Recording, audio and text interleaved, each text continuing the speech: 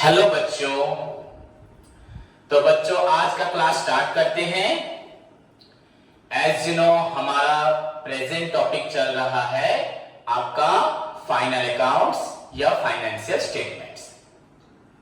In previous class में मैंने आप सभी को about the trading account, profit and loss account and balance sheet, यहां तक सभी का मीनिंग एंड जो भी डिटेल इंफॉर्मेशन होता है for the preparation of trading account, profit and loss account and balance sheet उसके स्पेसिमेन के साथ आपको मैंने समझाया था।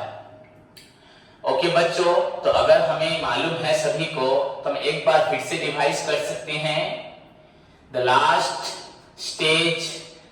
स्टेप या फाइनल अकाउंट बच्चों हमारा अकाउंटिंग साइकिल का फाइनल स्टेज होता है। The last stage of accounting is known as final accounts. The preparation of final accounts बच्चों किस लिए किया जाता है? The objective of preparation of final account is to find out the net profit and net loss and to show the बच्चों true financial position of a business enterprise on a particular date, usually at the end of an accounting period.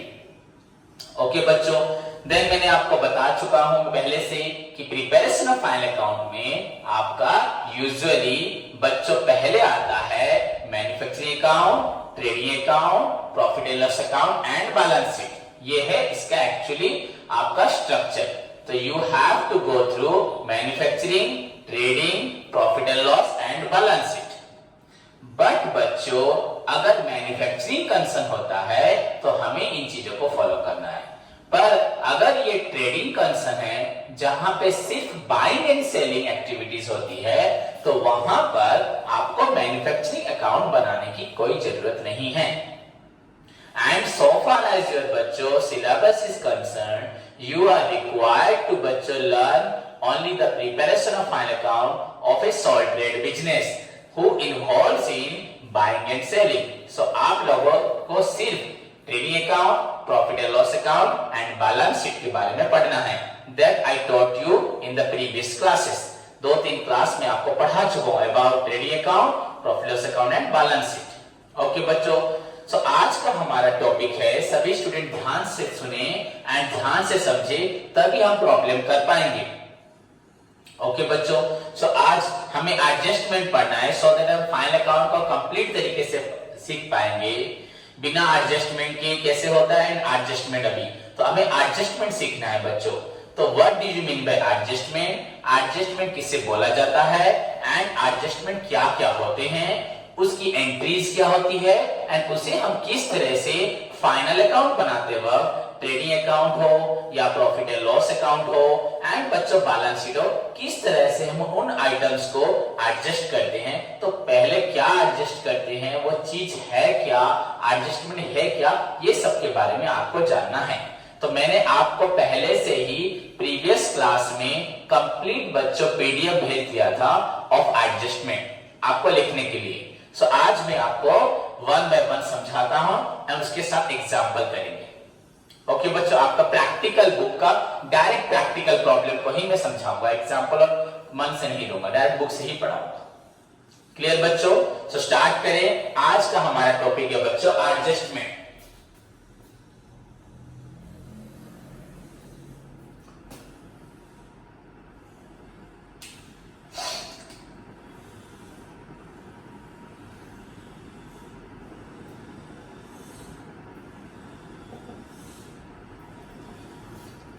बच्चों adjustments,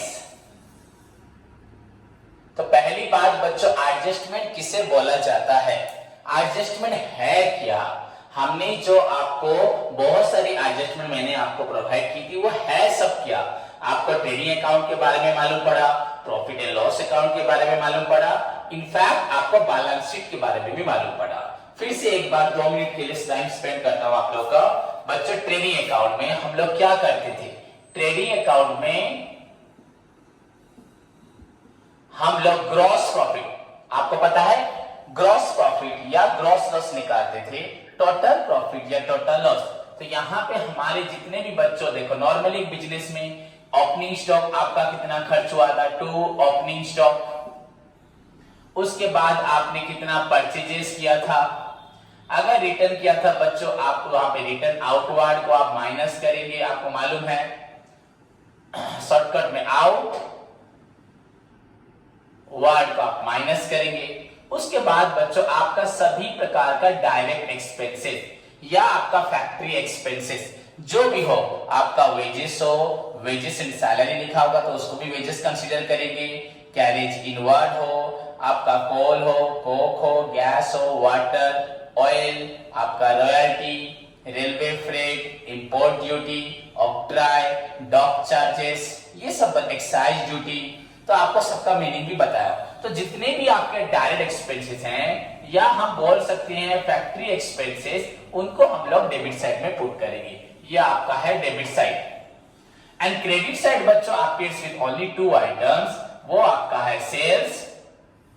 अगर return होगा तो आपको return inward कर देना है। उसके बाद बच्चों ये क्लोजिंग स्टॉक, ये आपका वैसे तो होगा नहीं, अगर ये परचेज में एडजस्ट नहीं हुआ होगा तो यहां लिखा जाएगा, नहीं तो नहीं लिखा जाएगा। तो क्लोजिंग स्टॉक। तो ओवरऑल अगर एक बच्चा ध्यान से देखे बच्चों, तो यहाँ पे आपको समझ में आएगा ये पार्ट आपका इनकम है। सेल आपने कितना किया, आपने 1 करोड़ का सेल किया, रिटर्न हो गया, रिटर्न तो माइनस हो गया, वो तो इनकम आपका नहीं है। तो ये पार्ट आपका इनकम है। एंड जो सामान बच गया वो भी आपका एक तरह से एसेट्स जो है इनकम ही हो रहा है। तो ये एडजस्ट नहीं हुआ बच्चों।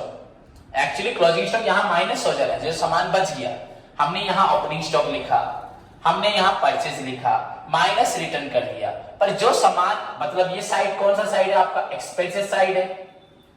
तो ये साइड आपका इंडिकेट करता है कि हमने कितना खर्च किया, पर हमने जितना मटेरियल्स था, जितना खरीदा था, सारा तो खर्च नहीं हुआ, कुछ मटेरियल्स बच गया क्लोजिंग स्टॉक, तो उसको यहां जरूर माइनस करना चाहिए। तो हमने माइनस नहीं किया था, तो नहीं किया था तो यहां पे आइदर माइनस करो, नहीं तो यहां पे लिखोगे। तो बच्चे जो भी हो, ये आपका एक्सपेंसेस पार्ट हुआ, ये आपका इनकम पार्ट हुआ। तो अभी आपको कंपेयर करना है इनकम के साथ एक्सपेंसेस। अब जब आप कंपेयर करेंगे एक्सपेंसेस के साथ इनकम को, या इनकम के साथ आप एक्सपेंस को कंपेयर करेंगे, आपको डेफिनेटली अगर ये ज्यादा हुआ, अगर ये आपका बड़ा हुआ, तो आपको मिलेगा ग्रॉस प्रॉफिट। एंड अगर ये ज्यादा हुआ तो आपको मिलेगा ग्रॉस लॉस। तो ये है आपका टॉपिक, समझ में, यही आपका सब्जेक्ट मैटर है, कैसे हम लोग ट्रेडिंग अकाउंट बनाते हैं, और इसमें कोई डाउट भी नहीं होगा किसी को। उसके बाद बच्चों हम लोग बनाते हैं profit and loss account. As I said you बच्चों, जैसे मैंने आपको बोला है कि हमें मैन्युफैक्चरिंग अकाउंट नहीं सीखना अभी, बस सिर्फ ट्रेडिंग P&L से ही काम चलाना है, इसी से हमारा सारा प्रॉब्लम होगा। तो बच्चों यहाँ पे जो ग्रॉस प्रॉफिट या ग्रॉस लॉस हुआ था, अगर प्रॉफिट होता है तो ये साइड बड़ा होगा, प्रॉफिट यहां लिखेंगे, तो यहां पर हम लोग प्रेजेंट करेंगे ग्रॉस प्रॉफिट बच्चों, ब्रॉट डाउन। ओके, एंड अगर लॉस हुआ तो to gross loss brought down यहां लिखेंगे। उसके बाद आपका जितना भी आपके क्वेश्चन में, एज यू नो बच्चों, your trading P&L account balance sheet is prepared from trial balance. सभी को मालूम है, सभी स्टूडेंट्स को मालूम है, ये बनता है आपके ट्रायल बैलेंस से। इससे पहले आपका बनता है लेजर, इससे पहले आपका बनता है जर्नल। सो जर्नल, लेजर, ट्रायल बैलेंस, उसके बाद आपका बनता है final account. So final accounts बनने के लिए सारी इंफॉर्मेशन हमें कहां से मिलती है, हमें सारी इंफॉर्मेशन मिलती है ट्रायल बैलेंस से, या लेजर से भी हो सकती है, आपको मालूम है। But it is not convenient to follow through a number of ledgers which are spread over a number of pages than to prepare final accounts। तो ये more difficult होगा, बहुत सारे क्लरिकल वर्क जरूरत होंगे। इनफैक्ट अगर कुछ गलती होगी तो उसको निकाला नहीं जा सकता, अरिथमेटिकल एक्यूरेसी नहीं मालूम पड़ेगा। इसलिए it is better to prepare trial balance which is the summary of which contain the details of your debit and credit balances contains in ledger। तो लेजर में जितने भी आपके डेबिट एंड क्रेडिट बैलेंस होंगे उनको वो लेके ट्रायल बैलेंस बनाएगा, एंड आपको तो इजी वे कर देगा आपको फाइनल अकाउंट बनाने में। सो हमारे पास यहाँ पे जितने आइटम्स गए, फैक्ट्री के खर्च एंड ओपनिंग स्टॉक परचेज, उसको छोड़ के जितने भी आपके खर्च होंगे सारे इनडायरेक्ट खर्च, चाहे आपकी ऑफिस खर्च हो, एडमिनिस्ट्रेटिव हो, सेलिंग्स हो, डिस्ट्रीब्यूशन हो, फाइनेंस हो, कोई डेप्रिसिएशन हो, एनी लॉसेस हो, बच्चों सभी आपको जितने भी इनडायरेक्ट एक्सपेंसेस हैं आपको यहां लिख देना है। Expenses not the asset. आप टोटल एक्सपेंसेस को direct expenses and indirect expenses में आप क्या क्लासिफाई करते हैं? अगर आपका एक्सपेंसेस के बारे में बोला जाए तो आपका एक होता है डायरेक्ट एक्सपेंसेस और एक होता है बच्चों आपका indirect expenses. So what are direct expenses?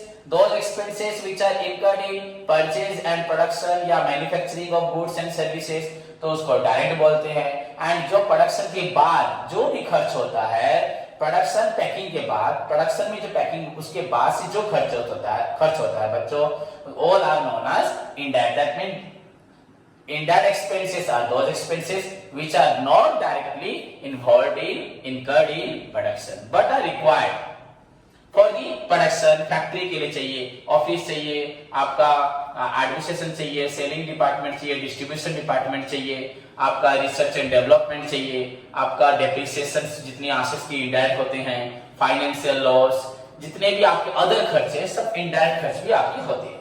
So overall जितने भी आपके इनडायरेक्ट खर्च होंगे आपको बिना कुछ सोचे आराम से आपके सारे इनडायरेक्ट खर्च को आपको प्रेजेंट कर देना है P&L अकाउंट के डेबिट साइड में। एंड अगर कोई इनडायरेक्ट इनकम है, हो सकता है बच्चों इनडायरेक्ट इनकम, डायरेक्ट इनकम तो आपका बस सेल्स ही होता है और कुछ नहीं, बट इनडायरेक्ट इनकम में आपका आ सकता है कुछ भी, जैसे कि आप लोगों का आपका रेंट रिसीव हो, डिस्काउंट रिसीव हो, कमीशन रिसीव हो, कहीं से आपको कुछ आपने मिसलेनियस कुछ छोटा मोटा चीज आपने बेच दिया आपको मिल गया, कुछ स्क्रैप आपने बेच दिया आपको कुछ पैसा मिल गया। तो अगर आपने कहीं कंपनी में पैसा कहीं इन्वेस्ट किया तो आपको डिविडेंड मिल गया, आपने बैंक में पैसा रखा है तो आपको इंटरेस्ट मिल गया, आपने कहीं इन्वेस्ट किया है तो इंटरेस्ट मिल गया, किसी को उधार दिया है तो आपको इंटरेस्ट मिल गया। तो जितने भी आपके वही इनडायरेक्ट इनकम्स एंड गेन्स, आपके इनडायरेक्ट इनकम्स एंड गेन्स ये सब आपके आ जाए क्रेडिट साइड में। एंड उसके बाद फिर से आप कंपेयर करेंगे इस साइड दोनों साइड को, अगर ये साइड ज्यादा हुआ तो आपका होगा नेट प्रॉफिट, एंड आपका अगर एक्सपेंडिचर साइड ज्यादा हुआ तो आपका होगा नेट लॉस। सो बच्चों this is the structure of your profit and loss account. मैं आपको डिटेल आइटम के साथ बता चुका हूं, समझा चुका हूं, भेज चुका हूं। Then balance sheet which is the summary of बच्चों आपका details balance sheet is an itemised list of all items related to assets हो, आपका liability हो, capital हो, grouped properly classified and arranged in a systematic manner। Balance sheet is a positional statement that reveals the true financial position of a business organization। कितना assets है, कितना liability है, कितना किसको देना है, कितना किससे पाना है। बच्चों balance sheet shows the true financial position of a business organization on a particular date, usually at the end of an accounting period। साल के एंड में उसी डेट पे हमारा बिजनेस का पोजीशन क्या है, कंडीशंस क्या है, वो हमें मिलता है बैलेंस शीट से। सो फाइनल अकाउंट का ऑब्जेक्टिव जो था net profit net loss and financial position, वही नेट प्रॉफिट नेट लॉस आपका ट्रेडिंग P&L निकालता है, फाइनेंशियल पोजीशन आपका बैलेंस शीट निकालता है। इन चीजों को मैंने फिर से रिवाइज इसलिए करवाया क्योंकि ये बहुत जरूरी है। सो ओवरऑल बच्चों आपको मालूम पड़ा, इसके बाद तो हम लोग बैलेंस शीट बनाएंगे, आपको मालूम है ये बता चुका हूं मैं। तो बच्चों जो भी हो हम लोग ट्रायल बैलेंस से ही फाइनल अकाउंट्स बनाते हैं। तो one has to go through बच्चों आपका after journal ledger trial balance करके उसे फाइनल अकाउंट बनाना पड़ता है, या अगर चाहे तो वो लेजर से भी बना सकता है। बट हम फिलहाल ट्रायल बैलेंस से ही फाइनल अकाउंट बना रहे हैं। एंड यू नो बच्चों how to prepare trial balance, how to prepare ledger, how to बच्चों मेंटेन जर्नल, आपको सभी आता है। सो हमारा टॉपिक है ट्रायल बैलेंस से फाइनल अकाउंट बनाना। एंड आज का जो सब्जेक्ट है that is your adjustment. Now बच्चों what is the meaning of adjustment? हमें तो ट्रायल बैलेंस क्वेश्चन में लिखा होगा, ट्रायल बैलेंस में सारे आइटम्स को अच्छे से एक्सप्लेन किया होगा, बस हमें क्या बनाना है, आपका फाइनल अकाउंट बनाना है। आपका मतलब ट्रेडिंग अकाउंट बनाना है, आप लोगों का प्रॉफिट एंड लॉस अकाउंट बनाना है, एंड आपका बैलेंस शीट बनाना है। बस यही हमारा काम है।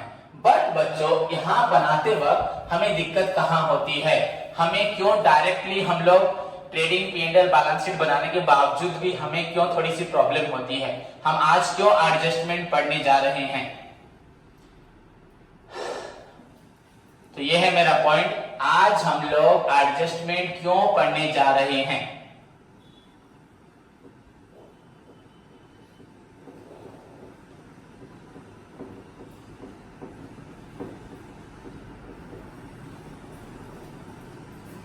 तो बच्चों एडजस्टमेंट का एक्चुअली मीनिंग क्या है, हम एडजस्टमेंट क्यों पढ़ने जा रहे हैं।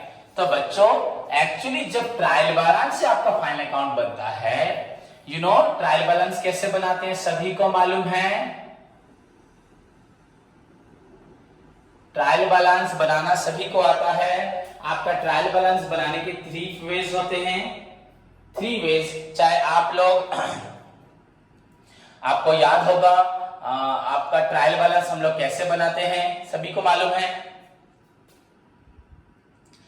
जैसे कि आप लोगों का हम लोग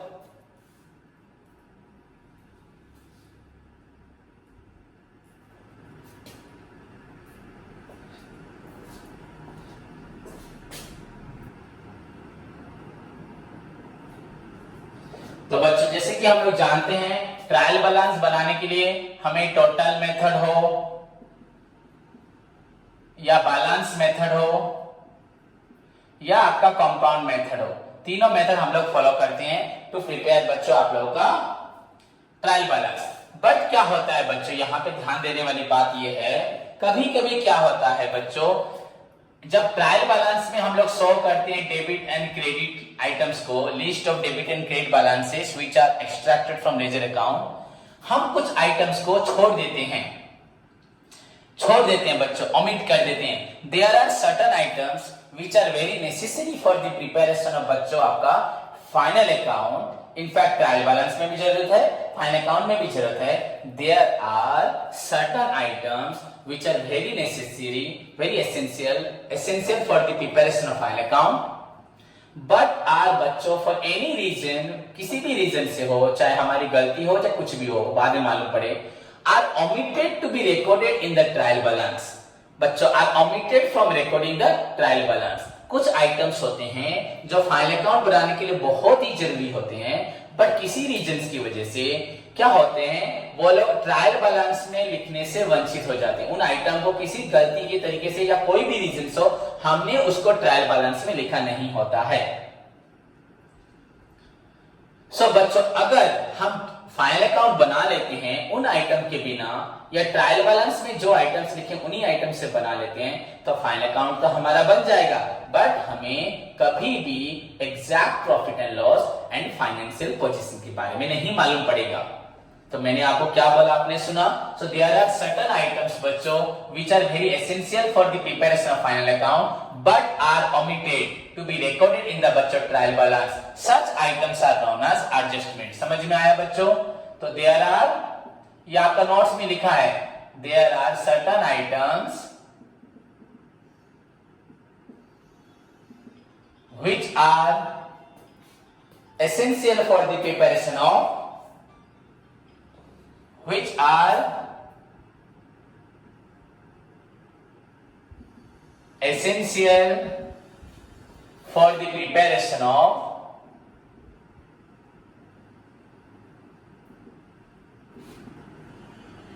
final accounts बच्चों, but are किसी रीजन से क्या होता है, but are omitted to be recorded in trial balance। आपका ट्रायल बैलेंस में लिखने से छूट जाता है। समझ में आया कि नहीं बच्चों। अगर हम ट्रायल इसके बिना अगर फाइनल अकाउंट बनाएंगे तो हमें true financial position, true profit and loss कभी नहीं मालूम पड़ेगा बच्चों। There are certain items which are essential for the preparation of final accounts but are omitted to be recorded in trial balance. These items are known as बच्चों, इन items को बोलते हैं these are known as बच्चों, इनको बोला जाता है adjustments. And अगर if we prepare final accounts without taking into account such adjustment बच्चों, we cannot determine the net profit and net loss as well as the true financial position of a business enterprise. बच्चों कभी भी नहीं मालूम पड़ेगा, तो इनको बोलते हैं adjustment. So what do you mean by adjustment? आपको मालूम पड़ा? There are certain items बच्चों which are very necessary for the preparation of final account but are omitted to be recorded in trial balance. तो इन items को बच्चों बोलते हैं आपका एडजस्टमेंट. अब देखो, तो ट्रायल बैलेंस तो आपका बन चुका है. जो भी हो, आपने जिस मेथड में भी बनाया हो, आपका सबसे पॉपुलर मेथड है आपका बैलेंस मेथड. तो हमने ट्रायल बैलेंस बना लिया, यहां पे क्लोज कर दिया है. दिस इज योर क्वेश्चन बच्चों, जहां पे सारे आइटम्स लिखे होंगे. आपका अपनी स्टॉक हो, परचेज हो, वेजेस हो, आपका कॉल को, गैस, वाटर, सैलरी, रेंट, जितने भी आइटम्स, एसेट्स हो, लायबिलिटीज हो, सब आपका क्वेश्चन में लिखा होगा ट्रायल बैलेंस. पर यहां पे कुछ आइटम्स आपका मिसिंग हो गया है. कुछ आइटम्स आपका मिसिंग हो गया है, उसको बोलते हैं एडजस्टमेंट्स. जो आपका मिसिंग आइटम्स है उसको बोलते हैं आपका एडजस्टमेंट्स. अब इनको कहां लिखा जाएगा? कहां लिखेंगे बच्चों? अगर हमें बाद में मालूम पड़ता है कि हमने कुछ आइटम्स को छोड़ दिया है, तो इसको बाद में जब मालूम पड़ता है क्या क्या आइटम्स है, और तो ट्रायल बैलेंस में नहीं लिख सकते. ट्रायल बैलेंस तो क्लोज हो चुका है. अब उसके बाद हम उसको नीचे ट्रायल बैलेंस के नीचे 1 2 3 जो आइटम्स छूटे हैं उसको लिख देंगे, या ट्रायल बैलेंस के ऊपर 1 2 3 लिख करके लिख देंगे, या एबीसीडी करके लिख देंगे. So these are given बच्चों. एडजस्टमेंट्स कहां लिखा होता है? We have trial balance to prepare बच्चों फाइनल अकाउंट्स. हमारे पास होता है ट्रायल बैलेंस, सिर्फ ट्रायल बैलेंस, ना लेजर, ना जर्नल, ना कोई आपके पास ट्रांजैक्शंस. तो हमें फाइनल अकाउंट बनाने के लिए इंफॉर्मेशन प्रोवाइड करता है trial balance. Now trial balance complete नहीं है, उसमें कुछ त्रुटि है, कुछ आइटम्स छूट गए हैं, चाहे कोई वजह गलती से हो, चाहे हमने रिकॉर्ड करना हम भूल गए हो, आज हमें मालूम पड़ा, चाहे जो भी रीजन हो बच्चों, ट्रायल बैलेंस आपका पूरी तरह से कंप्लीट नहीं बना है. हाँ, मैच कर दे रहा है. आपने कुछ आइटम को छोड़ दिया है, तो डेबिट पार्ट को भी छोड़ दिया है, क्रेडिट पार्ट को भी छोड़ दिया है. So that doesn't affect your agreement of trial balance. जैसे कि हमने पूरी ट्रांजैक्शंस को ही छोड़ दिया है, तो डेफिनेटली बच्चों आपका डेबिट एंड क्रेडिट पार्ट तो मैच करेगा, तो ट्रायल बैलेंस में मालूम नहीं पड़ेगा. लेटर ऑन आपको मालूम पड़ा, आप तब तक तो ट्रायल बैलेंस क्लोज कर चुके हैं. नाउ आप इन आइटम्स को छोड़ के फाइनल अकाउंट बनाओगे या इनको कंसीडर करके बनाएंगे? ओके, अगर कंसीडर करके बनाएंगे क्या फिर से जर्नल, फिर से लेजर, फिर से और एक ट्रायल बैलेंस बनाएंगे? ना, इनको डायरेक्टली हम एडजस्ट कर सकेंगे फाइनल अकाउंट में. ये बात है, हम तो ट्रायल बैलेंस बना चुके हैं. अभी इन 5 6 7 8 आइटम के लिए, 10 आइटम्स के लिए क्या फिर से जर्नल बनाएं, फिर से लेजर बनाएं, फिर से ट्रायल बैलेंस में एंटर करें?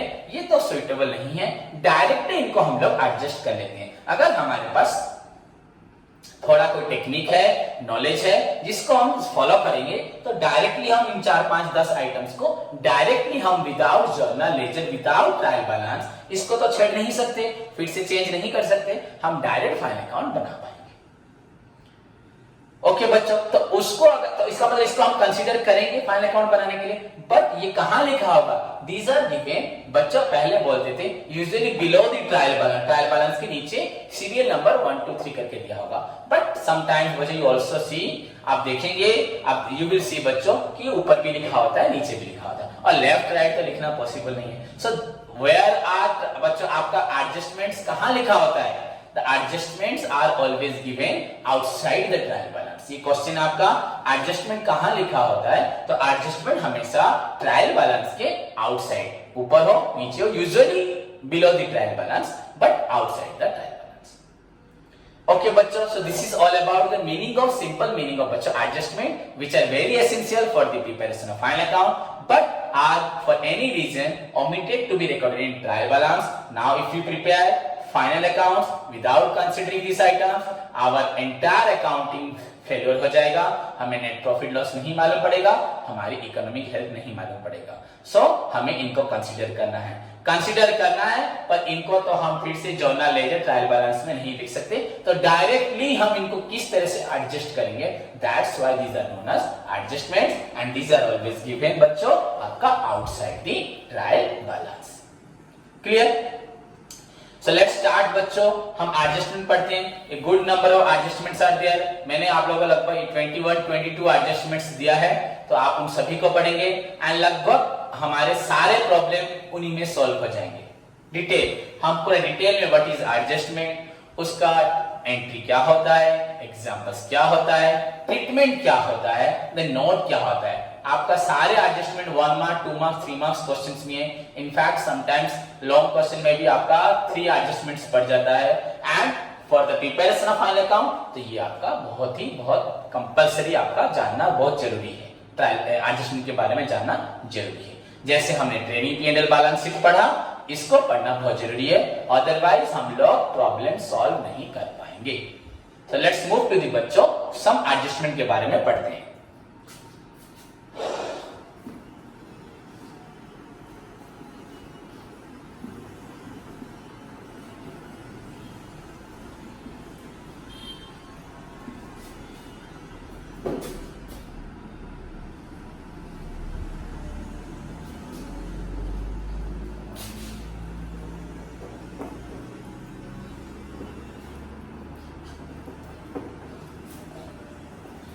बच्चों देखिए, हमारे पास जो बहुत सारे एडजस्टमेंट्स है, आपके पास नोट्स होगा, आप लोग उसको फॉलो करें। तो बच्चों एडजस्टमेंट में पहला एडजस्टमेंट मैंने आप लोग को दिया हुआ, देखिए आउटस्टैंडिंग।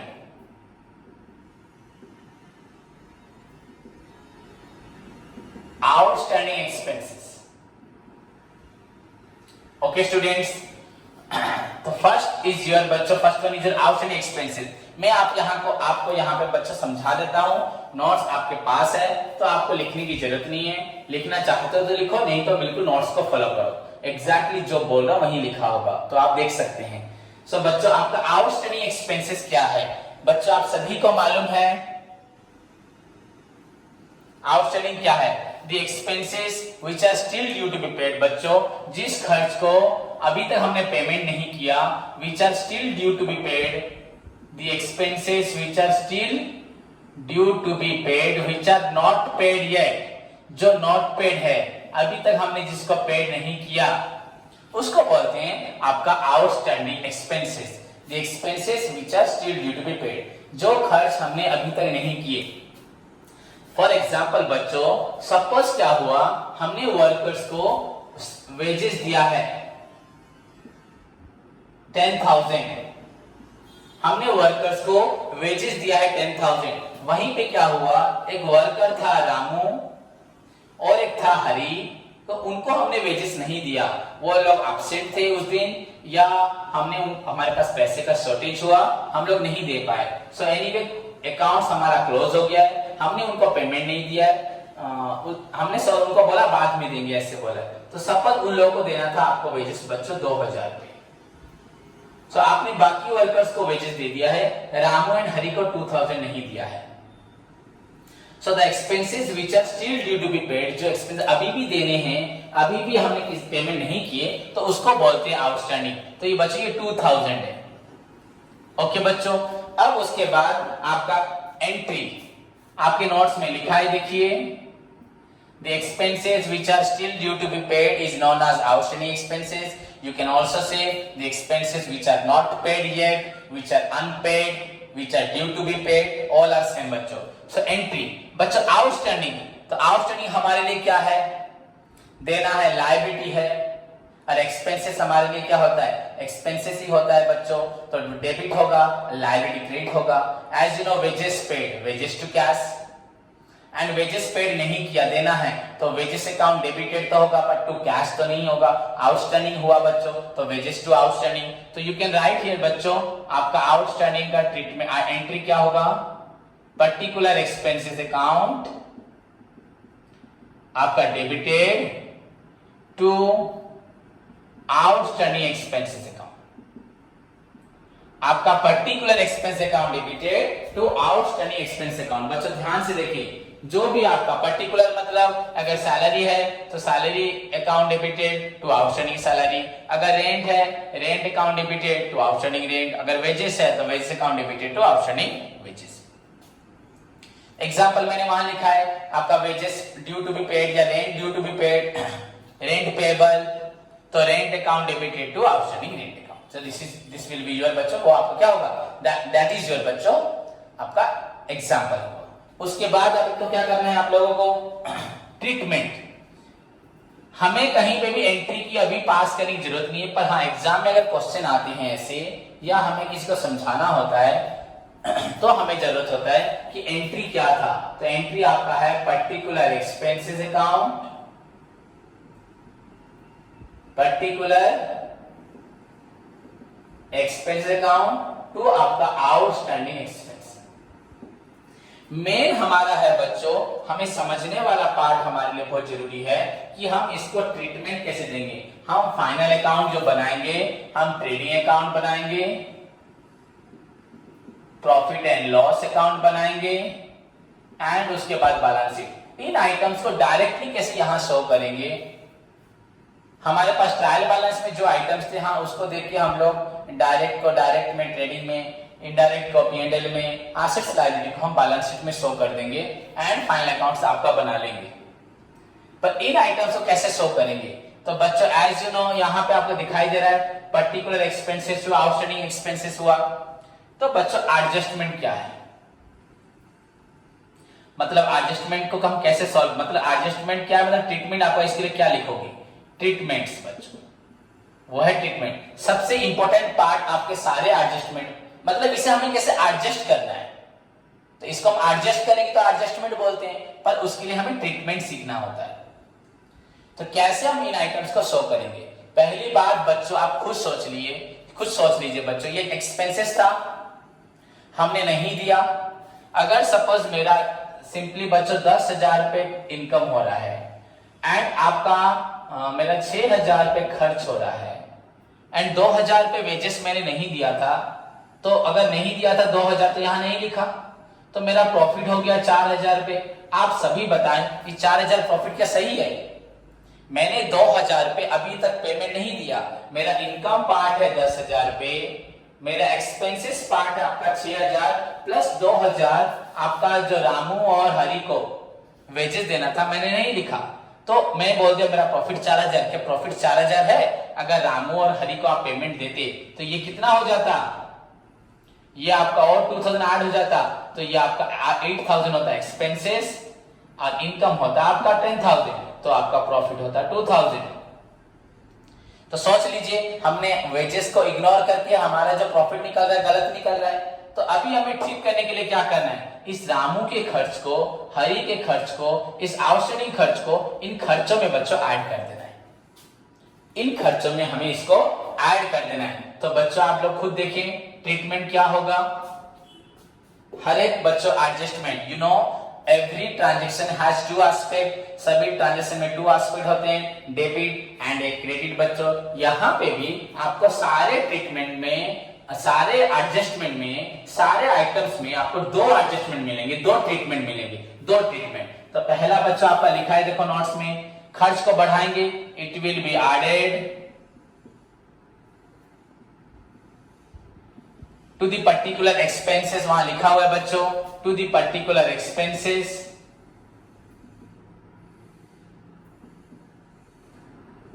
ऑन आपका debit side of trading account हो, ट्रेडिंग और प्रॉफिट एंड लॉस अकाउंट, कहीं एक जगह, दोनों जगह तो नहीं। आपका वेजेस जहां लिखा होगा उस वेजेस में आप लोग क्या करेंगे, इसको ऐड कर देंगे। It will be added to the particular expenses on debit side of trading और profit loss account. Second thing बच्चों आउटस्टैंडिंग, आपने पेमेंट तो नहीं किया अभी तक, पेमेंट नहीं किया, फिर भी अगर एक बच्चा पूछेगा सर आपने डेबिट साइड में क्यों 2,000 पुट कर दिया, आपका 6,000 था, ये 10,000 इनकम है, भैया आप 2,000 क्यों पुट किया, ये तो हमने पेमेंट नहीं किया। बच्चों नहीं पेमेंट करने से भी अगर इसको नहीं लिखोगे तो आपका क्या प्रॉफिट 4,000 जो प्रॉफिट ये ठीक है गलत है, इसको बोलते हैं बच्चों एक्यूरल कंसेप्ट। एक्यूरल कंसेप्ट, चाहे एक्सपेंसेस हुआ हो चाहे एक्सपेंसेस ना हुआ, जो हमने खर्च किए हैं उसको हमने यहां लिखा है, जो हमने खर्च नहीं किया देना है उसको भी लिखना है, तभी तो ट्रू प्रॉफिट निकलेगा।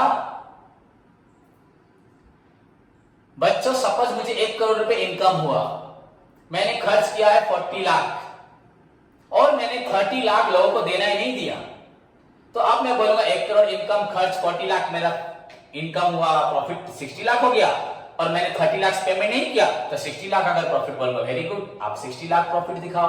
आपका अर्निंग कैपेसिटी बहुत ज्यादा है, जो कि पूरी गलत है, आपको टैक्स ज्यादा देना पड़ेगा, आप ही लॉस में पड़ोगे। वरना एग्जैक्टली आपका प्रॉफिट तो 30 लाख होगा या उससे भी कम होगा। तो हमने जो आइटम्स को माइनस नहीं किए, तुम बोलो सर पेमेंट नहीं किया, तो कैसे पेमेंट नहीं करने से भी लिखोगे कि ये क्या शो कर रहा है क्या कि हमने पेमेंट कर दिया? वहां आउटस्टैंडिंग ही लिखा जाएगा कि हमें पेमेंट देना है, बट फाइनल अकाउंट से हमें ट्रू प्रॉफिट मिलता है। प्रॉफिट हमारा गलत 60 लाख दिखाएगा, पर प्रॉफिट हमारा एक्चुअली है 30 लाख। प्रॉफिट यहाँ पे आपका 4 लाख दिखाएगा, पर एक्चुअली 4000 दिखाएगा, पर एक्चुअली आपका प्रॉफिट है 2000। तो 2000 प्रॉफिट कब मालूम पड़ेगा? जब पेमेंट ना किए हुए एक्सपेंसेस को भी कंसीडर करोगे। पर अगर इसको इग्नोर कर दोगे तो आपका प्रॉफिट सही नहीं आएगा। मैं आपको वेरी सिंपली पढ़ा रहा हूं, कुछ आपको कुछ हार्ड तरीके से, ओवर डिजाइन से नहीं पढ़ा रहा, सिंपली आपको बता रहा हूं। आप सिंपली उसको अच्छे से ध्यान से सुनिए एंड समझे और याद रखें।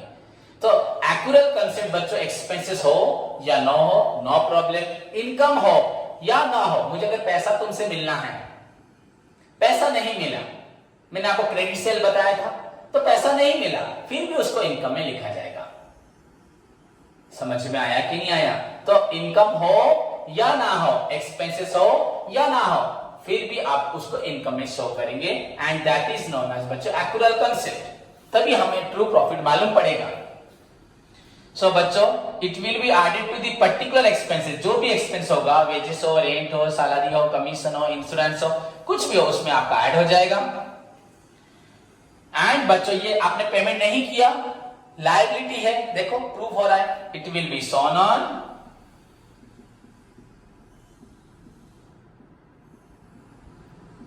Liability side of balance sheet. बच्चों इसको फिर हम लिखेंगे liability side of balance sheet. जो भी हो बच्चों, आपका सारे आइटम्स के दो ट्रीटमेंट होंगे, आपको मालूम होगा हर जगह। अगर आप सपोज परचेज गुड्स करते हैं, तो गुड्स आया, तो आपका परचेज जो हम लिखते हैं ट्रेडिंग अकाउंट में, वो परचेज बड़ा होगा। एंड कैश गया, तो कैश हमारा बैलेंस शीट में जो कैश है, उस कैश से कम हुआ होगा। तो वहां पे भी बच्चों दो बारी ट्रीटमेंट होता है, पर वो ऑलरेडी इन योर जर्नल के बाद लेजर बनते वक्त हो चुका है, ट्रायल बैलेंस में कंप्लीट हो चुका है। सो वहां पे हमें एक आइटम्स को एक ही ट्रीटमेंट देना पड़ता है, पर एडजस्टमेंट में हमें डायरेक्टली उसको पुट करना है without journal ledger trial balance. So हर एक आइटम का दो ट्रीटमेंट होता है। अगर कोई पूछे एडजस्टमेंट के आइटम्स को दो बार क्यों ट्रीट किया जाता है, ट्रायल बैलेंस के अंदर जो आइटम्स हैं उसको एक बार क्यों बोला जाता है, because they are already adjusted, उनका ऑलरेडी डेबिट क्रेडिट एडजस्ट हो चुका है। अभी सिर्फ जो आइटम जो है उसको वही लिखना है, पर ये एडजस्ट नहीं हुआ। अगर ये बिगनिंग से इसको हम देखते, शुरू से देखते, तो इसको दो जगह लिखा जाता। आपका वेजेस पेबल, वेजेस ड्यू, तो वेजेस बढ़ता आपका। अगर मैं रेंट अपने घर का किराया नहीं देता एक महीना, तो अगले महीने मेरे घर का किराया 2 गुना हो जाता है, तीसरे महीने 3 गुना हो जाता है, तो खर्च बढ़ रहा है। अगर वेजेस नहीं दिया तो वेजेस बढ़ेगा, it will be added, and खर्च तो बढ़ेगा ही बढ़ेगा, साथ में मैंने नहीं दिया, मेरे ऊपर ऋण भी बढ़ेगा, मेरी लायबिलिटी भी बढ़ेगी। तो मैंने यहां खर्च में शो किया, मुझे क्योंकि ट्रू प्रॉफिट निकालना है, फिर मुझे ट्रू फाइनेंशियल पोजीशन निकालना है, तो पोजीशन निकालने के लिए मैंने इसको लायबिलिटी में भी शो किया। अगर यही आइटम बच्चों, point to be noted, note करके मैं आपको बताता हूं, अगर यही आइटम आपका ट्रायल बैलेंस के अंदर होता, देखिए आपके जो पीडीएफ मैंने भेजा है उसमें मैंने नोट्स लिखा है हर एक एडजस्टमेंट के बाद। तो नोट बच्चों, अगर यही आइटम ट्रायल बैलेंस के अंदर होता तो एक ही ट्रीटमेंट होता उसका। तो ट्रायल बैलेंस के अंदर होता तो आइटम का नाम क्या है, आउटस्टैंडिंग। तो बच्चों आउटस्टैंडिंग क्या है आपका, आउटस्टैंडिंग बाय नेचर क्या है, पर्सनल अकाउंटिंग नेचर, रिप्रेजेंटेटिव, ये आपका लायबिलिटी है। तो लायबिलिटी आइटम कहां आएगा, डायरेक्ट आउटस्टैंडिंग आपका लायबिलिटी है। So if it is given, देखो लिखा है आपका note, if it is given inside the trial balance, it will be shown on, directly बच्चों आपको कहां लिखना है, लायबिलिटी साइड।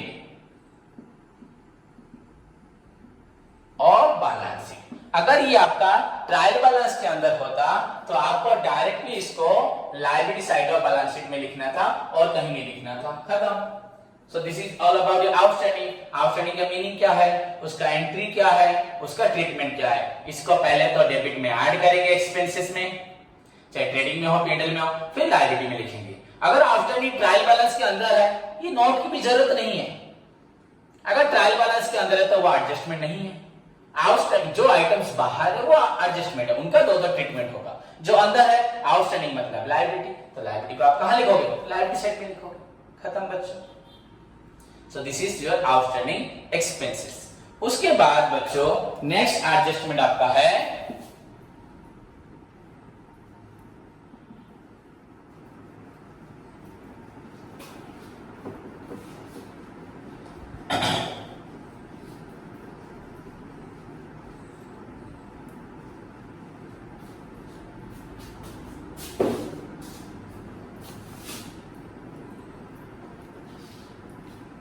प्रीपेड। आप सभी देखिए नोट्स को खोल के, प्रीपेड जैसे आउटस्टैंडिंग हमने पेमेंट अभी तक नहीं किया था बच्चों, यू नो सभी को मालूम है प्रीपेड का मतलब क्या होता है।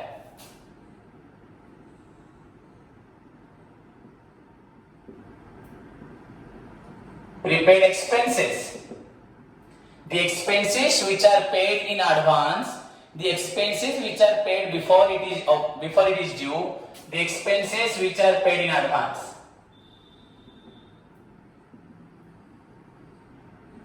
Which are paid in advance, उसको बोलते हैं प्रीपेड एक्सपेंसेस। खत्म। तो हमने एडवांस पेमेंट कर दिया है, तो बच्चों एडवांस पेमेंट किया है मतलब हमारा एडजस्टमेंट में ट्रीटमेंट एंट्री क्या होगा, आप लोगों का एंट्री क्या होगा, तो एडवांस पेमेंट किया मतलब हमारे लिए एसेट, हमने किसी को देना नहीं था, पेमेंट कर दिए, तो एसेट बच्चों। तो प्रीपेड एक्सपेंसेस,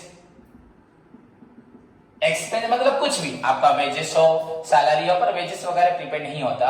सैलरी हो, रेंट हो, कमीशन हो, इंश्योरेंस हो, कुछ भी हो सकता है, कोई भी खर्च हमने पहले दे दिया है, तो prepaid expense account debited to particular expenses. देखो उसका पूरा ऑपोजिट, वो आपका लायबिलिटी था, ये आपका एसेट है। So prepaid expense account debited to particular expenses. Okay बच्चों, अगर आपने रेंट एडवांस दे दिया है तो आप क्या लिखोगे, prepaid rent account debited to rent account. अब आपको जानना है इसके बारे में ट्रीटमेंट, इसे कैसे एडजस्ट करेंगे बच्चों। हमें क्या इसका पेमेंट करना था, जरूरी था, हमने एडवांस दिया है, तो एडवांस देने से क्या हुआ, हमारा खर्च बढ़ गया। सपोज आपका 10,000 इनकम हो रहा है, आपका खर्च हो रहा है 8,000, वही पिछले वाला 6 और वेजेस ले लिया है। आपको एक खर्च नहीं करना था 1,000, रेंट नहीं देना था, आपने इसके अंदर रेंट दिया है और एक्स्ट्रा 1,000 दे दिया है। आपने इसमें और एक्स्ट्रा 1,000 अगले महीने अगले साल का भी दे दिया है। मैं यहाँ तो अकाउंट तो आप फाइनल अकाउंट एक साल का बनता है, एक बार में एक पीरियड का बनता है, तो आपने अगले साल का भी रेंट दे दिया है।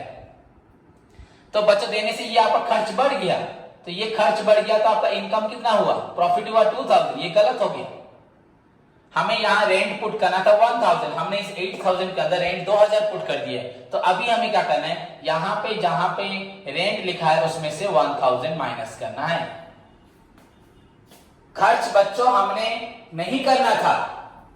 आप बोलोगे सर एक्चुअल कंसेप्ट में था, जो हमने खर्च किया है या नहीं किया है दोनों को ऐड करेंगे, पर हमने एडवांस खर्च कर दिया है। अगर ऐसा हुआ बच्चों, सपोज मुझे 1 करोड़ प्रॉफिट होता है एंड मेरा 40 लाख खर्च होता है, सपोज 70 लाख खर्च होता है, मैं बोलूंगा 50 लाख मैंने एडवांस खर्च कर दिया अगले साल के लिए, तो मेरा खर्च तो 1 करोड़ 20 हो गया, इनकम आपका 1 करोड़ हुआ। तो आपका तो हर साल क्या होगा, लॉस ही दिखाएगा। आप हर साल इनकम करोगे, बोलोगे हमने एडवांस दे दिया है, तो इनका प्रॉफिट तो जी हर बार ही कम हो जाएगा, नेगेटिव होगा। ऐसा नहीं हो सकता। आपको किसने बोला था एडवांस देने को? अगर एडवांस दिया है तो वो आपका एसेट है, तो अगर एडवांस को यहां लिख देंगे बच्चों, तो वो क्या होगा, खर्च बढ़ा देगा एंड प्रॉफिट कम कर देगा, तो वो पूरा गलत है। तो एडवांस को हम किस तरह से ट्रीट करेंगे बच्चों, जैसे आउटस्टैंडिंग आपका ऐड होता था, ये माइनस होगा, it will be deducted from particular expenses आपका debit side of trading and profit loss account. Usually profit loss account में होता है ये। तो जो भी खर्च होगा, सब रेंट प्रीपेड है तो रेंट से माइनस हो जाएगा, इंश्योरेंस प्रीपेड है तो इंश्योरेंस से माइनस हो जाएगा, सैलरी प्रीपेड है तो सैलरी से माइनस हो जाएगा। सेकंड बच्चों, मैंने आपको हर बात बताई थी, हम लोग बना रहे हैं ट्रेडिंग, प्रॉफिट लॉस एंड बच्चों बैलेंस शीट, ये इनकम स्टेटमेंट, ये पोजिशनल, आपका सारा एडजस्टमेंट का एक पार्ट जाएगा बेसिकली सारे लगभग ट्रेडिंग पीरियड में और एक पार्ट आएगा बैलेंस शीट में। सो ये तो आपने माइनस कर दिया एक्सपेंसेस से, फिर आपका एसेट है बच्चों, आपने एडवांस दिया है, so it will be shown on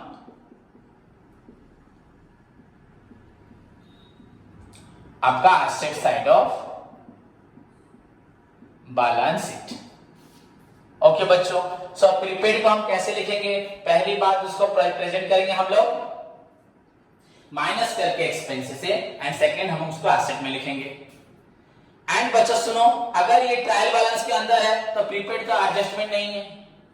अगर ट्रायल बैलेंस के अंदर है, क्वेश्चन के अंदर है, तो ये एडजस्टमेंट नहीं है, दो बार नहीं होगा, एक बार ही होगा। एंड प्रीपेड क्या है आपका?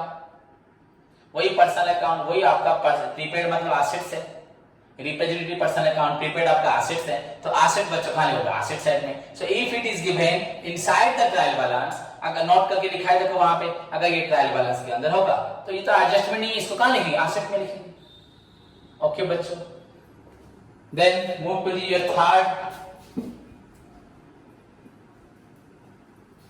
थर्ड पॉइंट बच्चों आपका, जैसे आपका आउटस्टैंडिंग एक्सपेंसेस था, फिर प्रीपेड एक्सपेंसेस हुआ, ये दोनों एक्सपेंसेस को लेके हुआ, खर्च करना था या एडवांस खर्च कर दिया।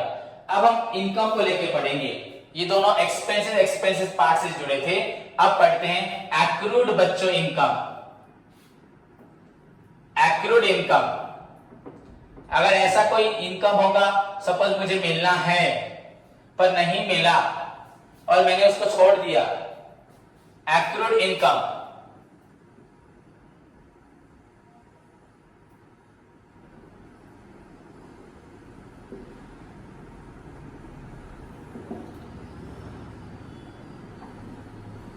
एक्रूड इनकम बच्चों, एक्रूड इनकम मतलब क्या है? सपोज तुम मेरे घर पे किराए पे रहते हो, 1 महीना हो गया है, 2 महीना हो गया है, तो तुम लोग को रेंट देना है पर तुमने रेंट नहीं दिया, तो accrued income.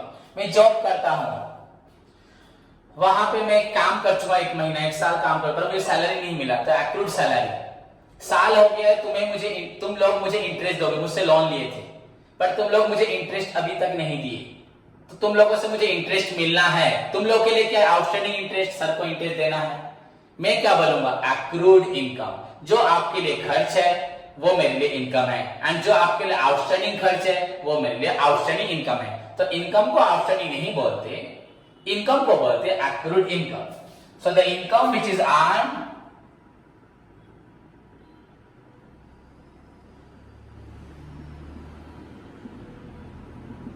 the income which is earned but not received, जो इनकम अर्न हो चुकी है बच्चों, the income which is earn but not received, but not yet received या बट नॉट रिसीव बच्चों is known as accrued income. जो income हमें मिल चुकी है, मैंने इनकम अर्न हो चुकी है, हम उसको कमा चुके हैं, हम पाने के योग्य हैं, पर आपने हमें पेमेंट नहीं किया। मैंने एक स्टूडेंट को पढ़ाया है, वो हमें फी देने वाला है, तो वो उन्हें फी मुझे उसने मुझे फी नहीं दिया, तो उसके लिए आउटस्टैंडिंग फीस मेरे लिए एक्रूड फीस। सो बच्चों ये मेरे लिए एसेट होगा, तो इसका एंट्री क्या होगा? आप लोग सोचिए खुद, एसेट होगा तो एक्रूड इनकम अकाउंट डेबिटेड, मिलना है मुझे to particular income.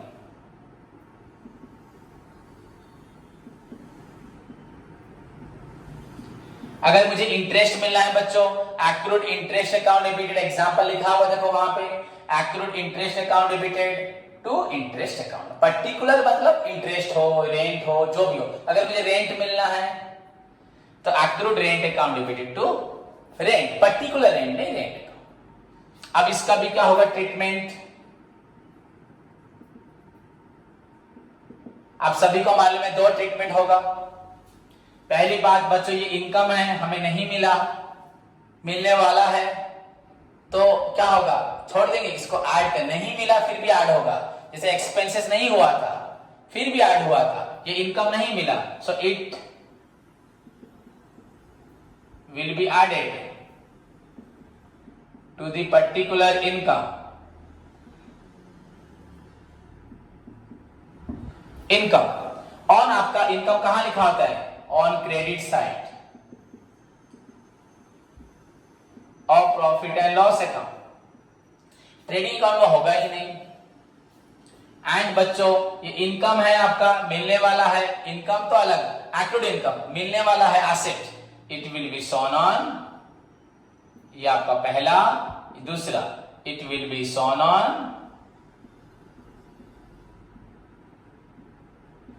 Asset side of balance sheet,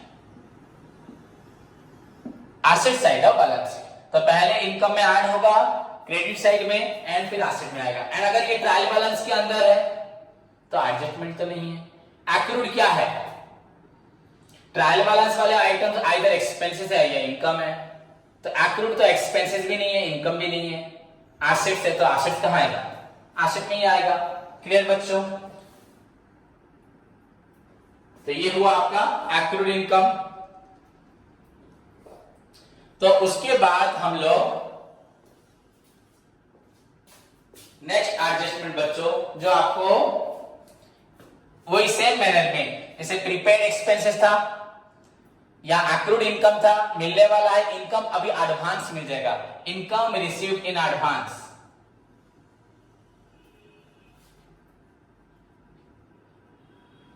बच्चों सेम मैनर में आप लोग क्या ट्रीट कर सकते हैं, मैं आपको बस बोल दे रहा हूं, लिखने की जरूरत नहीं। बच्चों इनकम रिसीव्ड इन एडवांस, आपका 4th number adjustment, income received in advance. बच्चों जो इनकम एडवांस से मिल जाता है, जैसे प्रीपेड एक्सपेंसेस, मैंने किसी को प्रीपेड रेंट दे दिया था, तो जिसको दिया था उसके लिए क्या है, इनकम रिसीव्ड इन एडवांस, उसको नहीं चाहिए था, मिल गया उसको। So income received in advance means any income which is received in advance before it is due, जो ड्यू डेट से पहले जो मिल जाएगा उसको इनकम रिसीव्ड इन एडवांस बोलते हैं। सो बच्चों ये हमारे लिए क्या है, लायबिलिटी है। तो आपका एंट्री क्या होगा, एंट्री आपका क्या लिखेंगे आप लोग,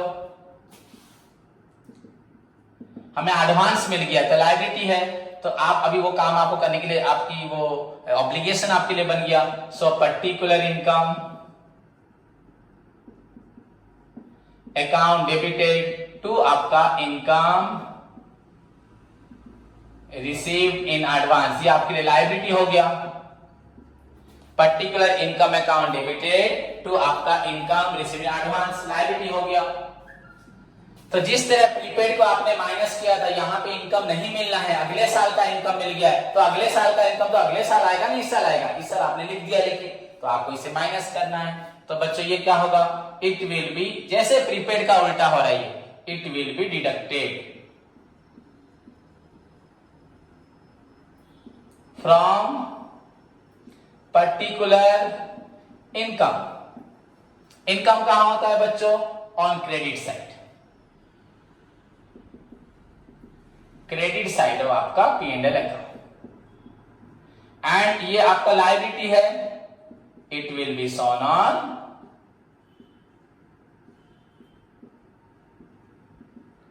liability side of balance sheet.